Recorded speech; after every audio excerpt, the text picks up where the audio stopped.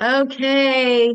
Thanks, Miss Barbara, for joining. I appreciate you being here and giving up your time and then allowing us to share your story and how Gustafson Law and then Elevate Immigration Law assisted you kind of and really holistically with your family as well. But also we've shared clients. We've kind of run the gamut of everything from colleagues to client attorney and to friends. And so anyway, thank you for being here. I appreciate that. So I wanted to kind of just really just talk for the next, however many minutes, to put out there kind of your journey. And this is, as we've talked a lot, every person who has to walk the path of immigration with Department of Homeland Security has a very different journey. None of them are the same. And so this is just your journey, and maybe some we can share how we've assisted in other with other clients as well in their paths. But when we first met, and our paths first crossed, you were working for a nonprofit that we kind of were housed in the same area. And obviously, I'm an immigration firm, so I'm interested in the immigration pathway. What status were you in? How did you come to the US? Inquiring minds want to know.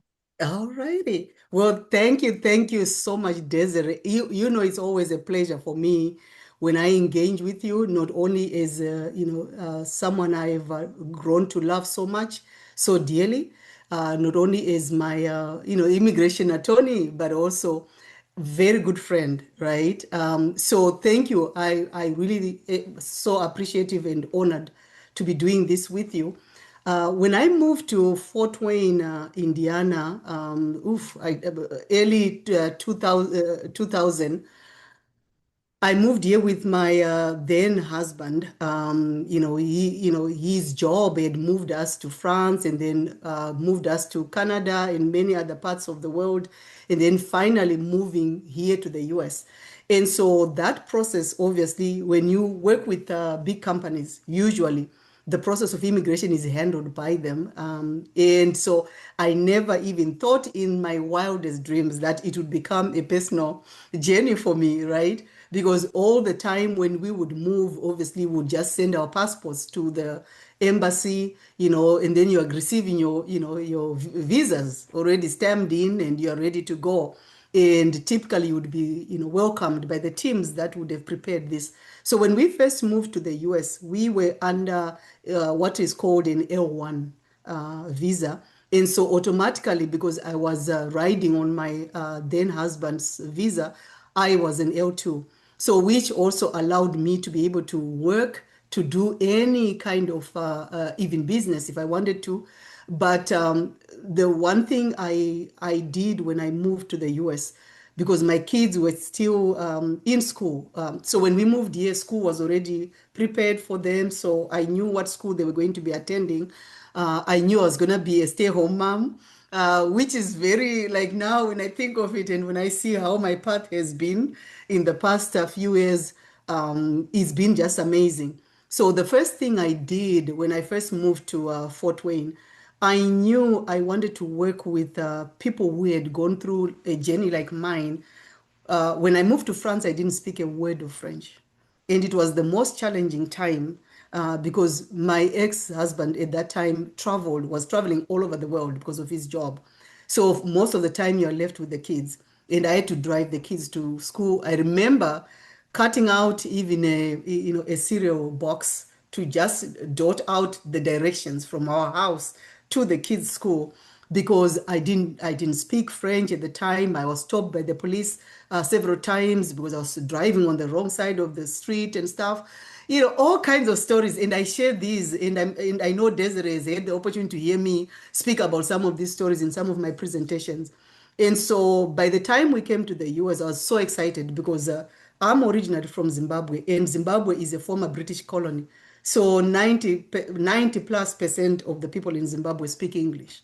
So it was an easy ride into the US, like, I'm here, I can speak the language. But somehow deep down in my heart, I knew I wanted to do some volunteer work with a nonprofit.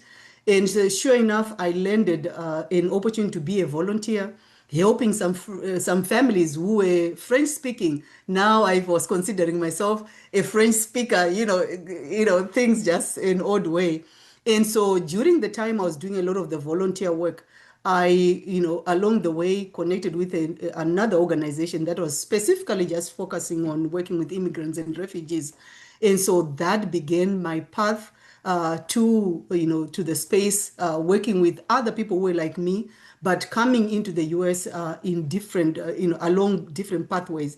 And of course, during that time, had a lot of meetings that Desiree and I will pretty much be in the same rooms.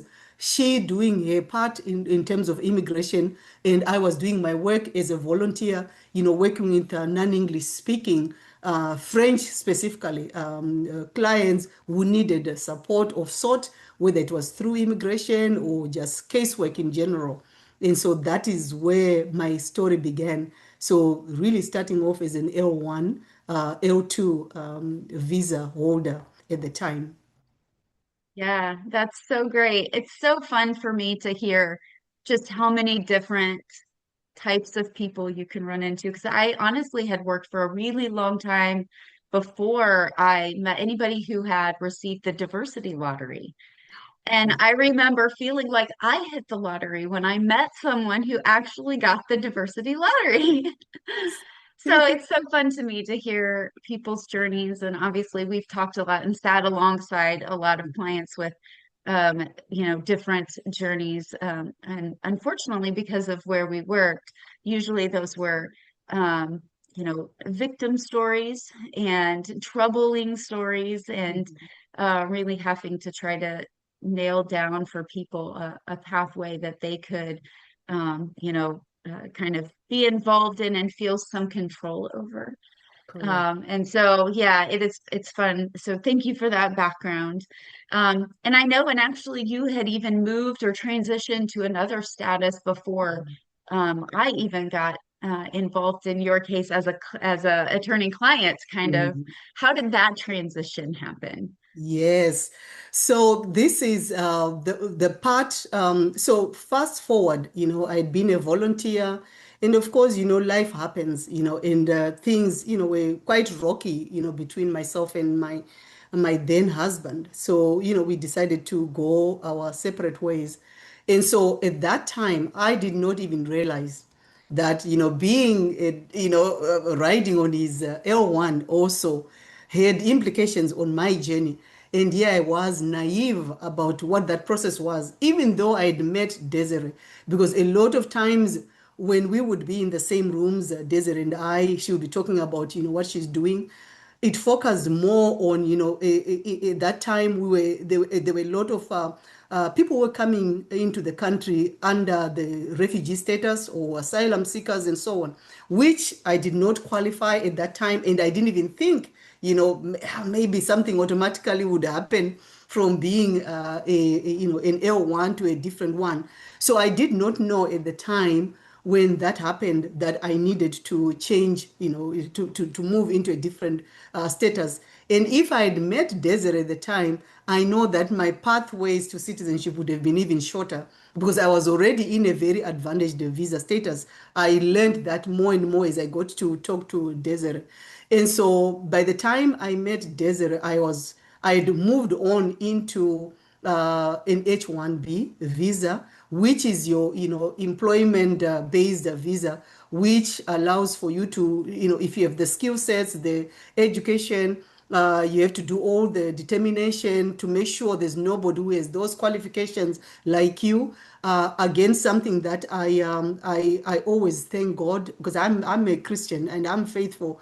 Uh, Even though I knew I had skills, but just to see that you had to go through this cumbersome process, right, to get to that point, to qualify you, to justify why an organization would hire somebody like me to do the work that I was doing at the time, I had to show all these things. And sure enough, I was able to get the first ride of the H1B visa because of the fact that I had the skill sets, thank God, And so I think I think it's a process of 6 years, right, before you can apply for a green card. So how many years is that? I'm forgetting now. It is H-1B is available for 6 years. There's no requirement that you have to wait 6 years. A company Mhm, can move forward faster. They just don't usually, right? Because they know they mhm. have this person for 6 years. And if they adjust them, then they might leave and go work anywhere because that's what a green Yes. card gets you.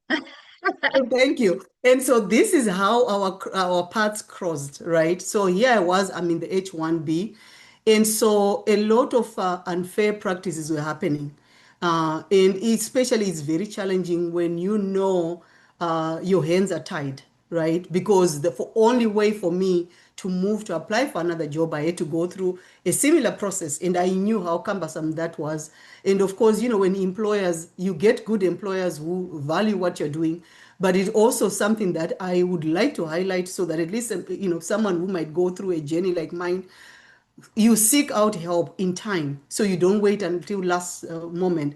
I remember just being very stressed about a lot of things that were going on, and I was at my breaking point. Here I am, I have kids who are in school, my son was in college, my ex-husband also has moved on, so now I was pretty much the head of my own family, right? My daughter was still in high school at the time, right? And so I had to seek out help somewhere. So I contacted the desert because now we had, some type of friendship, and we were already working through a lot of different clients that we were kind of like sharing through, the organization I was working with, because there was a lot of, cross paths that had to happen, because Desiree, being the person she is not just a person who wants to look at just your status, but also to understand your story, because that creates into the fabric of how those things are, presented to where they need to be presented to tell that story. And so I knew right away that she would be the person, to go to. And I remember contacting her to say, I have a personal situation that's happening to me, and I would like to share with you. And I remember we set up a meeting, and I just began crying, right? And when crying is not something that's not personal, you don't just cry in front of people that you don't feel some type of connection. But I knew right then there I'd made the right decision, because I knew Desiree, from the community, from clients that we had worked together, just the kind of person she was through, helping all these different situations. And sometimes you do it even at odd hours during the weekend, just helping people, because she understood the stories are part of that whole journey to being, to get your status. And so this is when I contacted Desiree and I shared with her all the things. And then, immediately she went into work mode. She did not even say to me, I have so many clients, which I know she had. She had piles and piles of work, but she pretty much just prioritized it and just had me take care. One of the things that you said to me, I don't think you remember this. You said, and you were smiling like nothing is going on. And you say, well, the most important thing is to take care of your mental health. And I remember saying to myself, I am falling apart in this company. And she was like, there's nothing that's not cannot be fixed. Like, you gave me that encouragement. And literally, I think weeks after that, I did put in a resignation letter to that company, knowing very well I was at the point where I could be sent home, because now what it meant is that I did not have a job to support my H1B, and I couldn't get employed right away or get a position that would go through this whole process. So there were so many negatives and challenges. I had to commit at some point to say, if all fails, I'm going to have to find a way to make sure somebody takes care of my kids. I'll go back home. But there was this assurance you had that you said, no, not at all. And you sent me forms to complete, to share all the things. I forwarded all the documents to you. The next thing we are receiving, our case number. You are fast forwarding to trying to apply for a work permit for me, at least within the number of days I think that you are allowable to be able to kind of like apply for some type of relief while you wait to think, okay, what is the next thing to do, right? And so this is where we crossed path, and it just became a journey that has been the same from then until I got my citizenship. And many other things have also happened during that time, which we'll continue to share in this conversation as well. Yes, it has been, and as like with most people that I am in contact with, the life happens, right? You switch employers, families don't stay together. And most recently, pathways are terminated or not renewed. And so we have to pivot and find a different way to move forward. And sometimes that moving forward isn't the most ideal situation, but like we've talked before, um, where a door shuts, God might open a window. Amen. And so, we just have to, with each step, try to figure out what's the next foot forward. What is the next, and we did that a lot with your journey, Yes. in trying to figure out, okay, well, if we do this, how do we make it, because I think when we originally applied for you, eventually it was through your son. Yes. Um, and Mhm. I believe that, and that we had some waiting time there where it was like, well, we need something as a stopgap measure. And we've done that with a couple of different times and strategies throughout getting you to the green card, getting you to the citizenship, Yeah. and things in between. And one thing I really wanted to say here, and I give you the opportunity to say, because, a lot of times people don't understand that while we're in these long waiting games for people, life happens for them as well, and they're not able to travel home. They're not able to, they're really stuck in this situation. And luckily for you, you are with your children. Mhm. But for a lot of people, that separation is their children, and they maybe are in refugee status, and they've petitioned for family members that are kids, young kids. Mhm. Um, and most recently we've had a family that had been separated for years, and the people that were taking care of them in home country were abusing them. Oh, And, yeah. that separation can be so Mhm. hard while we're waiting these really long wait times, for people. Yeah, and that's so true, Desiree. You just touched something that's so crucial for people to really understand that these journeys are not always easy. Everyone's story is so different. And I remember at the time when you were figuring out, here I was, I've resigned. And then the company pretty much, send a notification to say she's no longer employed here, which I wasn't expecting. So you had to act fast. And like you said earlier, God opens up a door. And I remember at that time there was an opportunity working, under you to do some work, right? Which I pretty much qualified for. And you were able to process for me to become, a program manager, kind of like was I already had the experience. And at the time when you were working at that company, they needed somebody to really focus on the case management of things, really understanding those stories because you couldn't do it by yourself, right? You needed those stories to be collected somehow. And so God opened an opportunity for me to be able to work under you.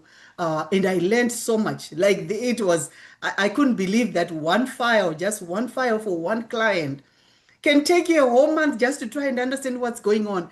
And here you were, you're multitasking, you're a family person, you're a mom of young kids at the same time, and you still dedicated yourself to giving selflessly, like just selfless, like and so we managed, and you picked on something that's very important.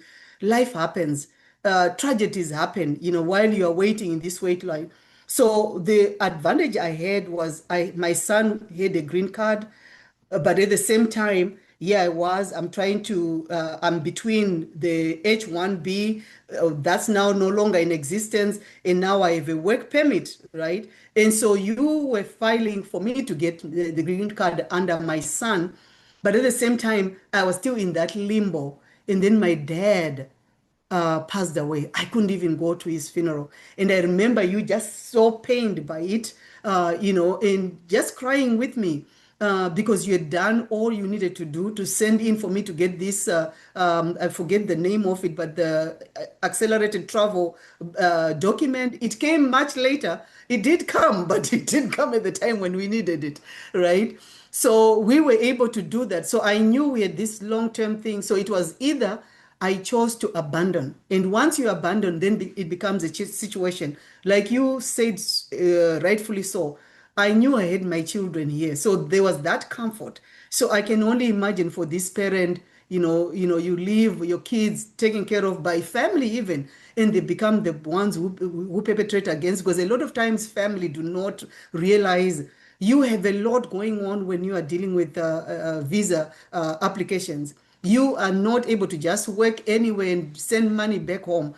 I can only imagine for them, what that looked like. But for me, with the dying of my dad, it was such a pivotal moment that just, I can say out of my journey, even though I had all the challenges I had, that was the time I realized how crucial it is to have people like you, Desiree, as an attorney. Because a lot of times when people hear an attorney, you're there, you do your work, the emotional parts are not part of your journey, right? You want to get people to get, approved for whatever status, but you made sure you were there, right? And so there was comfort of just knowing you were there and you were checking in to just make sure I was okay. It was not just about the visa situation, but making sure, I was okay. And then fast forward, even during that time, even when I got the interview to go for my green card, you offered to go with me because you knew emotionally I was just a wreck. And I remember being in that interview room and this messing up the dates, and you couldn't help me. And the guy, and I just broke down, right? Because, he was asking all kinds of things, and I just broke down. And he saw that, and because they already kind of like recognized the work that you were doing as well, which was, again, God puts certain things in place for you when you think it's all challenging, because there were parts in my pathway that we needed to make sure that that was presented in a way that was not going to create any situations. So just the fact that it's a journey you cannot explain to anyone, but the fact that you took time out of your day to spend with me, and you took me to lunch and say, "Oh, you'll be okay," and stuff. Here I was a wreck. My dad had just passed away. Now I'm being asked to be in an interview. And sure enough, that process was seamless. We were not even in that room for more than 10 minutes, right? Which I know is atypical. A lot of times people will have such long interviews and then you don't get your response. And sure enough, right away, I was able to get my green card status and was able to immediately travel back home, and, spend some time with my mom. And it was my first time after a long time to be able to spend with them quite a bit of time. I think I spent about 3 months just to make sure I also caught up with everything else that was going on. So that journey in my life with the visa, the process of applying for the status was not the painful one, but just seeing what we did when my father, because I was very close to my dad, and I know, you always encourage me, and being there at your most vulnerable moment. You can't see your dad. You can't even explain to him why you can't come. Because I had spoken to him, and I remember him just saying, "All my kids are here. You're the only one missing." And this is gonna bring tears to my eyes, was I couldn't do anything, right? And you're trying to explain to your mom, "I'm waiting for the status." So she doesn't understand that. What is that? Because they'd always seen me go to different countries because we were taken care of by the company. And all of a sudden, this was my journey to do. And I couldn't explain to them all these things that had happened because they always associated my journey with my ex-husband, everything just smooth. We knew we're going this, all the things are prepared. But this was a unique situation. And God challenges you in that way. And it's very easy to want to give up. But I thank you, Desiree, for just being there and recognizing the need to have that support. And of course, I was able to get my green card status and fast forward receiving my, my citizenship. Again, Desiree being along the way with me. I do want to share something. I know maybe our time might not allow here. During all these things that were going on and stuff, I got very sick at some point. I won't share too much detail of it, but I also want you, I just want you to know the role that you played so, I mean, massive, right? Here I was, I'm sick. And my daughter at the time, she had moved to, after she graduated college, she moved to Zimbabwe and then went to France where she was teaching in Paris.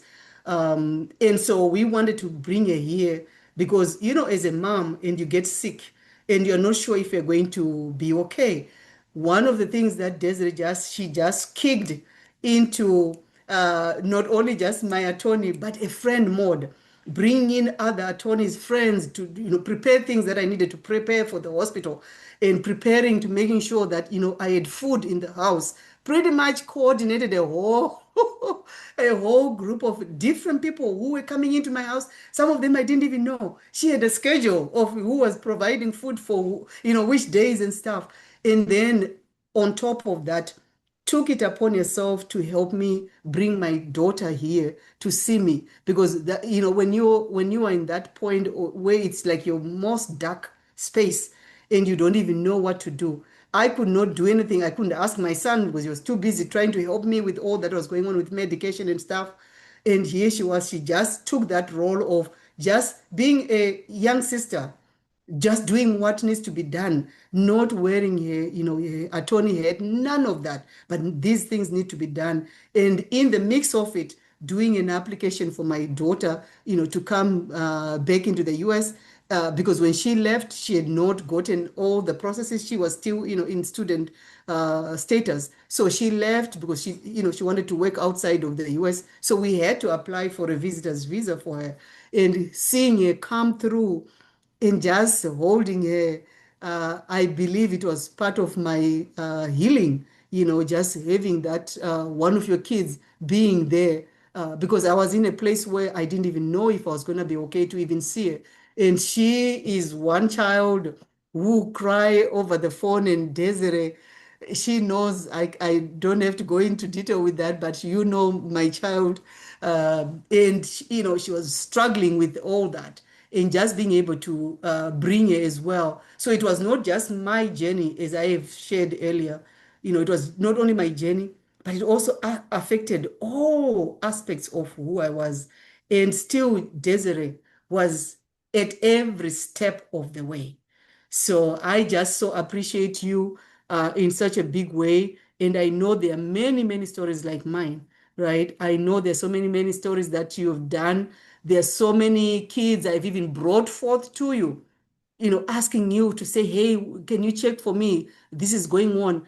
People being reunited that didn't even know where their family members were, and you were able to, and some of them don't even know who Desiree is, but that heart that you have for people, that's what it is. I don't know how many times I've come to you about situations that have got nothing to do with us, but you giving that feedback. And the most recent one that a proud moment is when I reached out to you, because a family had been looking for their son and didn't even know, but they knew he had been, detained, right? Because he had been here for a while and not undocumented, but really not having changed his status. So obviously, the parents were not sure where he was. And so when that situation came to me, the first thing he said, what is his name? By the following day, they knew where he was. They had him on the plane that same week and going home. And they had not even heard from him for almost 3 months. So this is the type of person that I really want as well. When people come to you, they know they're not just dealing with just your regular attorney, who is coming and, they're dealing with somebody who hears them, who actually wants to understand every aspect of where, okay, you get here. What is the situation with the children? What is the situation with all this? Do you need help with all these other aspects? So that at least when we do all the submissions for an application, we are covering all aspects of what your package looks like. I didn't know what I needed from Desiree, but she would lead me, and then, oh yeah, yes, oh yeah, here, oh yeah, here, and they also explaining and giving me things that I could work with to support that whole journey. So I definitely wanna just thank you. I know this was it was a question, but now it came with so much loaded stuff. I hope it doesn't confuse Yes. anyone. But it's just part of that joy of working with you and just knowing you as a person, you know. So thank you so much, Desiree. Well, I appreciate all your kind words. I appreciate you taking the time, and just knowing your heart as well. I knew Yeah, that it would come through how I care for clients yeah. and wanting that human piece to kind of reign through because Mm. that is why I do what I do. And so thank you so much for coming on. Thank you for allowing me to, share your story and all of those things. I appreciate you. And we will continue our work together and our venture together. Yes, yes, and yes. And be blessed always, always, always. I pray for you every day. You know, the work that you do is not easy. And so I continue to pray for you because I know you love every person who comes your path. You really do. I don't say it lightly. You really do. And these stories touch your heart in a way that I know a lot of attorneys don't see. And when people meet you the first time, they're, oh, are you sure she's the attorney I need to be working with? I'm like, yeah, because you're seeing a human being, right? So they see the human in you, translate right in front of them. And sometimes it's like, are you sure? And I say yes, because once you start that journey with Desiree, you know you're getting someone who's going to want to know your story because it really defines who she is. You know, you become part of a circle, you know. Yes, I appreciate that so much.